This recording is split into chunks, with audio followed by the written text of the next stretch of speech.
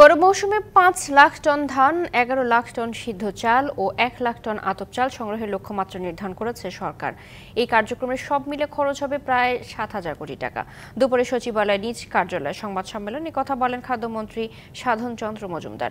জানান, প্রতি কেজি বোরো ধানের সংগ্রহ মূল্য নির্ধারণ করা হয়েছে ৩২ টাকা, সিদ্ধ চাল ৪৫ টাকা এবং আতপ চাল ৪৪ টাকা। এ সময় মন্ত্রী জানান, ধান ৫ লাখ টনের বেশি পেলেও তা কিনবে সরকার। এছাড়া হাওর থেকে বেশি ধান কেনা হবে জানিয়ে মন্ত্রী বলেন, ৭ই মে থেকে সংগ্রহ শুরু হবে কার্যক্রম, চলবে ৩১ আগস্ট পর্যন্ত। এই সময় খাদ্যমন্ত্রী দেশে খাদ্য ঘাটতি নেই জানিয়ে বলেন, বর্তমানে ১২ লাখ চাল ও গমের মজুত রয়েছে।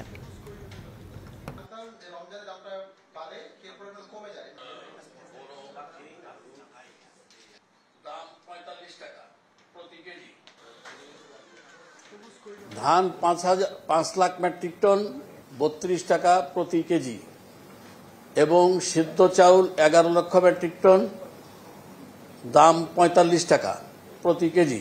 গম ৫০,০০০ মেট্রিক টন, প্রতি কেজি ৩৪ টাকা। এটা হলো সিদ্ধান্ত এবং আমরা হাওড়ে ৭ তারিখ থেকে ধান কেনা শুরু করব। ১, ২, ৩ ঢাকায় জমি জিতে নিন ১০০% ক্যাশব্যাক সহ ২০ কোটি টাকার পুরস্কার।